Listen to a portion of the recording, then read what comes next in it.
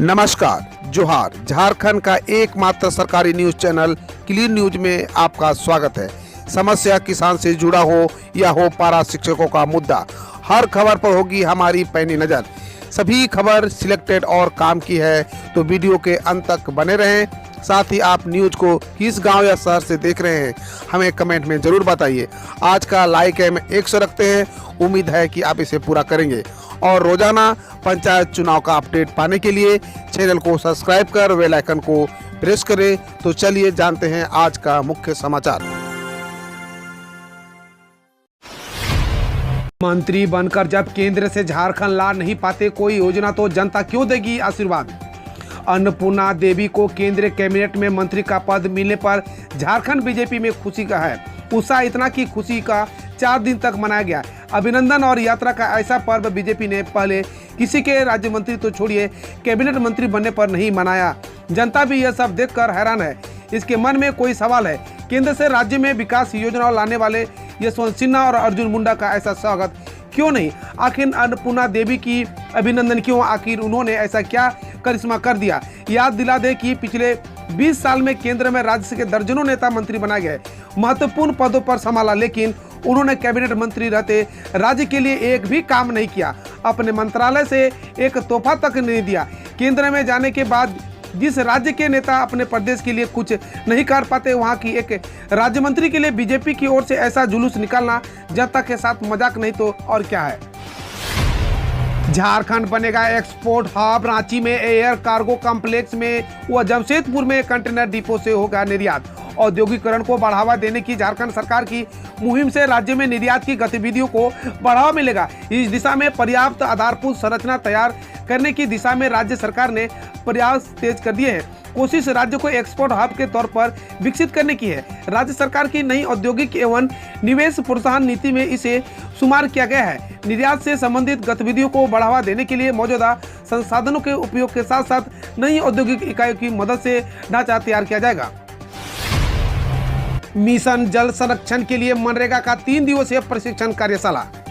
Mission जल संरक्षण को वैज्ञानिक तरीके से आधारित योजना बनाकर मनरेगा संरचनाओं का निर्माण कर जिससे वाटर सेट के सिद्धांत को लागू कराने हेतु वाटर सेट नियोजन प्रक्रिया पर 3 दिवसीय संपूर्ण प्रशिक्षण सड सभागार में किया गया। कार्यशाला का शुरुआत करते हुए मनरेगा आयुक्त राजेश्वर बी ने कहा कि 3 दिवसीय प्रशिक्षण का उद्देश्य आप सभी प्रतिभागियों को प्रशिक्षक कर यह कौशल विकास विकसित करना है। हाई स्कूल में शिक्षक नियुक्ति की मांग को लेकर अभ्यर्थियों ने शिक्षा मंत्री जगन्नाथ महतो का किया घेराव। झारखंड कर्मचारी चयन आयोग की अनुशंसा के बावजूद 11 अनुसूचित जिलों के हाई स्कूल में कुछ विषयों में शिक्षकों की नियुक्ति नहीं हो सकी है। इसके विरोध में अभ्यर्थियों ने सोमवार को झारखंड सरकार के शिक्षा मंत्री जगन्नाथ महतो के आवास का घेराव किया। उनका कहना था कि राज्य के 11 गैर अनुसूचित जिलों में इतिहास एवं नागरिक शास्त्र विषय में चयनित उम्मीदवारों की नियुक्ति नहीं हो सकी है। लगभग 2000 अभ्यर्थी की नियुक्ति होनी है। 13 अनुसूचित जिलों में इस विषय की नियुक्ति हो चुकी है। नियोजन नीति का मामला पहले हाई कोर्ट और इसके बाद सुप्रीम कोर्ट जाने के कारण नियुक्ति पर रोक लगा दी गई थी। झारखंड के कॉलेजों में स्थानीय भाषा के 200 शिक्षकों की होगी नियुक्ति, जानिए हेमंत सोरेन की घोषणा। झारखंड में स्थानीय भाषाओं के 200 शिक्षकों की नियुक्ति का रास्ता साफ हो गया है। मुख्यमंत्री हेमंत सोरेन ने इसकी घोषणा कर दी है। राज्य सरकार ने तृतीय और चतुर्थ वर्ग के सरकारी रिक्तियों को स्थानीय भाषाओं का अनिवार्य किया है। अफगानिस्तान में फंसे झारखंड के बबलू लौटे, भावुक होकर कही ये बड़ी बात, पीएम नरेंद्र मोदी और सीएम हेमंत को दिया धन्यवाद। अफगानिस्तान की राजधानी काबुल में फंसे बोकारो के बेरमो थाना क्षेत्र के गांधीनगर निवासी बबलू भारत लौटने के बाद रविवार की देर शाम रांची पहुंचे। दिल्ली से रांची के बिरसा मुंडा एयरपोर्ट पर विस्तारा के विमान से पहुंचे और वहां से रात 8:15 बजे बाहर निकले। लौटने पर उसका एंटीजन और आरटीपीसीआर टेस्ट हुआ, रिपोर्ट नेगेटिव आई। एयरपोर्ट से बाहर आने पर उन्होंने धरती को माता को प्रणाम किया। इस दौरान भावुक होकर के कहा, मेरा दूसरा जन्म हुआ है। मेरी आपसी में प्रधानमंत्री नरेंद्र मोदी और मुख्यमंत्री हेमंत सोरेन का अहम योगदान रहा है। आज होगी झारखंड कैबिनेट की बैठक। पारा शिक्षक के अस्थायीकरण समेत लाएंगे कई प्रस्ताव। झारखंड कैबिनेट की बैठक मंगलवार यानी आज होगी। इस बैठक में उद्योग विभाग और कार्मिक के कुछ महत्वपूर्ण प्रस्तावों पर विचार होगी। मुख्यमंत्री हेमंत सोरेन की अध्यक्षता में होने वाली बैठक में पारा शिक्षकों के अस्थायीकरण कोरोना महामारी की तीसरी लहर को लेकर किए गए उपाय और मुद्दों पर चर्चा हो सकती है। हेमंत सरकार के नियंत्रण से बाहर हुई विधि व्यवस्था सिर्फ घोषणा कर रहे हैं मुख्यमंत्री। झारखंड खासकर संथाल परगना क्षेत्र में महिला अपराध की घटनाओं में वृद्धि को लेकर झारखंड जनता पार्टी ने हेमंत सरकार पर बड़ा हमला बोला है। भाजपा के प्रदेश उपाध्यक्ष सह संथाल परगना के संयोजक विनोद शर्मा ने कहा कि राज्य की विधि व्यवस्था चरमरा गई है। सरकार की नाकामी की वजह से बहु बेटी भी असुरक्षित नहीं है। इस सरकार के कार्यकाल में विकास नाम पर लूट, हत्या, बलात्कार, भ्रष्टाचार, बेरोजगारी में वृद्धि हुई है। ये नेतागिरी और अफसरशाही चरम पर है। झारखंड के स्वास्थ्य मंत्री बन्ना गुप्ता ने खाई फाइलेरिया की दवा अब 23 लाख लोगों को खिलाने का लक्ष्य। स्वास्थ्य मंत्री बन्ना गुप्ता ने सोमवार को फाइलेरिया मुक्ति कार्यक्रम की शुरुआत की। उन्होंने अपने घर कदमा निवास पर सबसे पहले फाइलेरिया की दवा खाई। इसके बाद अब पूर्वी सिंहभूम जिले के 23 लाख लोगों को खिलाने का लक्ष्य रखा गया है। इस मौके पर बन्ना गुप्ता ने कहा कि अभियान से जुड़े लोग इस बात का ख्याल रखें कि लोगों को दवा देकर नहीं आए बल्कि उन्हें दवा खिलाकर आए। कई बार देखा जाता है कि स्वास्थ्य कर्मी लोगों को तो दवा दे देते हैं लेकिन वे खाते नहीं है, ये दवा लेकर कहीं रख देते हैं। झारखंड पुलिस अब मुर्दों पर भी केस करने में पीछे नहीं। बीजेपी नेता बाबूलाल मरंडी ने हेमंत सरकार पर कसा तंज। झारखंड के गिरिडीह में प्रशासन की ओर से 3 मुर्दों पर एफआईआर का मामला अब राजनीतिक रूप लेने लगा है। बीजेपी के कई नेता इस मामले को लेकर सरकार को घेरने की कोशिश कर रहे हैं। बीजेपी नेता बाबूलाल मरंडी ने कहा कि झारखंड की हेमंत सोरेन सरकार अब मुर्दों पर भी केस करने में पीछे नहीं है। इस मुद्दे को लेकर बीजेपी नेता लगातार सरकार पर हमला बोल रही है। बीजेपी विधायक दल के नेता बाबूलाल मरंडी ने ट्वीट कर लिखा है कि झारखंड पुलिस अब मुद्दों पर भी केस करने में पीछे नहीं है। झारखंड में मनरेगा में इन पदों के लिए निकली वैकेंसी, इस तरह करे आवेदन। झारखंड सरकार के ग्रामीण विकास विभाग ने मनरेगा में नियुक्ति के लिए वैकेंसी निकाली गई है। कुल 6 पदों के लिए 9 वैकेंसी निकाले गए हैं। इसके तहत अवर सचिव स्तर के विशेष कार्य पदाधिकारी, एग्जीक्यूटिव इंजीनियर, सहायक वन संरक्षक, सहायक कंप्यूटर प्रोग्रामर और अकाउंटेंट पद में नियुक्ति की जाएगी। बता दें कि सभी नियुक्तियां कॉन्ट्रैक्ट के आधार पर होगी। इसके लिए इच्छुक उम्मीदवार 20 सितंबर तक ऑफलाइन आवेदन जमा कर सकते हैं। झारखंड हाईकोर्ट ने संविदा पर कार्य कर रहे सहायक प्रोफेसर को नहीं हटाने का दिया आदेश। झारखंड हाईकोर्ट में सोमवार को संविदा के आधार पर राज्य के विश्वविद्यालय में नियुक्त हुए सहायक प्रोफेसर के मामले को लेकर सुनवाई हुई। इस दौरान अदालत ने कहा कि संविदा पर नियुक्त पहले से लोग यदि काम कर रहे हैं तो उन्हें उसी पद पर संविदा की नियुक्ति कर हटाया नहीं जा सकता। इसके साथ ही अदालत ने कोल्हान, विनोबा भावे और विनोद बिहारी महतो कोयलांचल विश्वविद्यालय में संविदा पर पहले से कार्य कर रहे सहायक प्रोफेसर को नहीं हटाने का आदेश दिया है। झारखंड बोर्ड की 10वीं 12वीं की विशेष परीक्षा को सरकार ने दी मंजूरी। जानिए कब होगा ऑफलाइन। झारखंड सरकार ने 10वीं एवं 12वीं की विशेष परीक्षा आयोजित करने को लेकर झारखंड एकेडमिक काउंसिल को आगे की कार्रवाई करने के लिए कहा है। स्कूली शिक्षा और साक्षरता विभाग द्वारा सोमवार को जैक को जारी पत्र में कहा गया है कि आपदा प्रबंधन विभाग ने 31 जुलाई को ही ऑफलाइन परीक्षा के आयोजन की स्वीकृति दे दी है। इसलिए जैक 10वीं एवं 12वीं की विशेष परीक्षा का मदरसा की आलिम व फाजिल की परीक्षा का आयोजन किया जा सकता है। बिहार में शराबबंदी के बाद गांजा के सेवन में हो गई वृद्धि। गया में झारखंड से खेप ले रहा है चालक हुआ गिरफ्तार। राष्ट्रीय राजमार्ग पर गया समेकित जांच चौकी पर रविवार को उत्पाद विभाग ने वाहन जांच के क्रम में एक ट्रक को पकड़ा। ट्रक झारखंड की ओर से आ रहा था। उत्पाद विभाग के इंस्पेक्टर दीपक कुमार सिंह ने बताया कि गुप्त सूचना मिला था कि ट्रक नंबर 14 ET 1032 में मादक पदार्थ की तस्करी हो रही है, जो झारखंड से अन्य राज्यों को ले जाया जाता है। इसी सूचना पर कल उत्पाद के विभाग जवानों की सुबह से मुस्तैदी से ड्यूटी पकड़ने का निर्देश दिया था। 24 अगस्त यानी आज एम्स के OPD का होगा उद्घाटन। सीएम हेमंत सोरेन को किया गया है आमंत्रित। झारखंड में स्वास्थ्य सुविधाओं को बढ़ोतरी को लेकर आगामी 24 अगस्त यानी आज केंद्र की नरेंद्र मोदी सरकार से एक बड़ी सौगात मिलने जा रही है। केंद्रीय स्वास्थ्य मंत्रालय भारत सरकार ने राज्य के देवघर स्थित निर्माणाधीन एम्स में OPD सेवा के लिए उद्घाटन की तारीख तय कर दी है।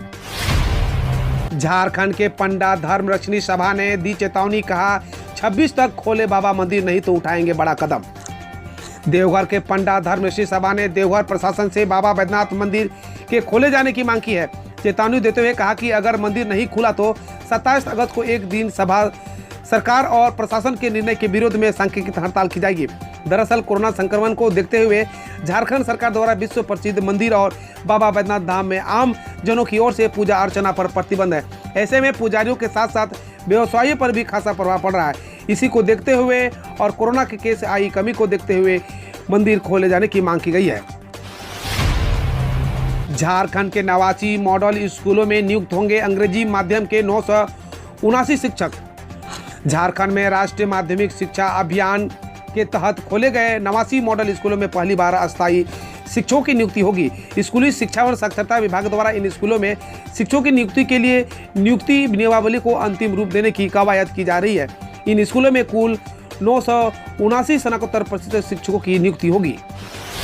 झारखंड पुलिस का नया खुलासा, यूनिफाइड कमांड बनाकर देश में आतंक की बड़ी साजिश रच रहे हैं माओवादी। प्रद्युमन शर्मा ने बताया कि झारखंड के सारंडा और बूढ़ा पहाड़ में माओवादियों का सैन्य कैंप चलता है। इन कैंप में माओवादियों को हथियार चलाने और विस्फोट बनाने का प्रशिक्षण दिया जाता है।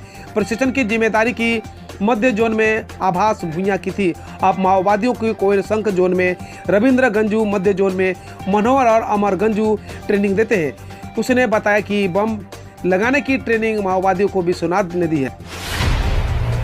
खबर देश विदेश और देश की विभिन्न योजनाओं से पशुपालकों और शिल्पकारों को सीएम योगी की सौगात, नुकसान पर सरकार करेगी भरपाई। नदियों के जलस्तर में बढ़ोतरी और अतिवृष्टि से प्रभावित पशुपालकों और शिल्पकारों के लिए सरकार ने आर्थिक मदद का इंतजाम किया है। पशु हानि पर प्रति पशु 30,000 रुपये तक क्षतिपूर्ति मिलेगी। वहीं किसी शिल्पकार दस्तकार के औजार का नुकसान हुआ था उसे 4,100 रुपये औजार की क्षतिपूर्ति के लिए मिलेंगे। अयोध्या में राम मंदिर बनाने वाले रास्ते का कल्याण मार्ग घोषित करने पर भड़के ओवैसी। AIMIM के प्रमुख सदसुद्दीन ओवैसी एक बार फिर योगी सरकार पर करारा हमला किया है। पूर्व मुख्यमंत्री कल्याण सिंह के निधन के बाद अयोध्या में राम मंदिर की तरफ जाने वाली सड़क का नाम कल्याण मार्ग रखने पर घोषणा पर ओवैसी ने यूपी सरकार को आड़े हाथ लिया। उन्होंने कहा कि क्या क्या नाम बदल दिए, कभी इलाहाबाद का नाम प्रयागराज किया, कभी किसी और का जगह नाम बदल दिया, कभी स्टेशनों के नाम बदले। उन्होंने कहा कि क्या नाम बदलना जरूरी है या काम करना। ओवैसी ने कहा कि नाम से ज्यादा काम करिए। फ्री राशन पर कानपुर के 834 लखपति किसान ले रहे हैं मुफ्त में गेहूं और चावल, कैंसिल होगा राशन कार्ड। 3 लाख रुपए से अधिक का गेहूं और धान हर साल सरकारी क्रय केंद्रों को बेचने वाले कानपुर के लखपति किसान भी हर महीने मुफ्त का राशन उठा रहे हैं। खाद्य आयुक्त AB राजमौली ने रिव्यू किया तो 834 लखपति किसानों के गलत तरीके से राशन कार्ड बने होने की पुष्टि हुई है। DSO को जांच के निर्देश दिए गए हैं। नई राष्ट्रीय शिक्षा नीति को लागू करने वाला देश का पहला राज्य बना कर्नाटक। कर्नाटक सोमवार को नई राष्ट्रीय शिक्षा नीति को लागू करने वाला देश का पहला राज्य बन गया है।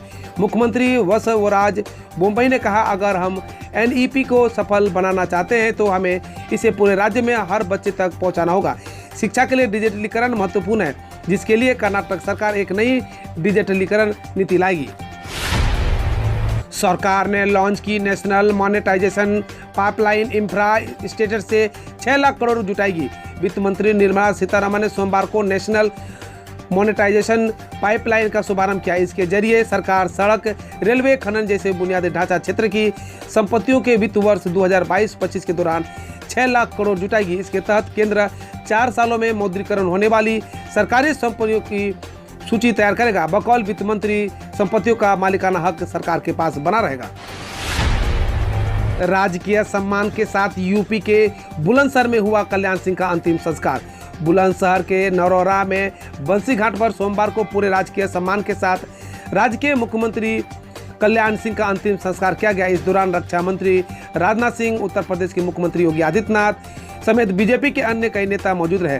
गौरतलब है कि कल्याण सिंह का शनिवार को निधन हो गया था। अब कुपोषण से एक भी बच्चे की मौत हुई तो कड़ी कार्रवाई करेंगे, राज्य सरकार से बॉम्बे हाईकोर्ट।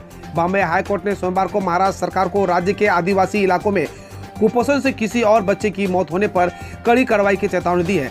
2007 की जनहित याचिका पर कोर्ट ने कहा कि एक और मौत होने पर प्रधान स्वास्थ्य सचिव को जिम्मेदार ठहराया जाएगा। बकौल याचिका पिछले 1 साल में कुपोषण से 73 बच्चों की मौत हुई है। हम रोज ऐसे ही न्यूज लाते रहेंगे, तो यदि आपने अभी तक क्लीन न्यूज को सब्सक्राइब नहीं किया है तो पहले फटाफट सब्सक्राइब कर लें, साथ ही बेल आइकन को दबा दें ताकि कोई अपडेट मिस ना हो।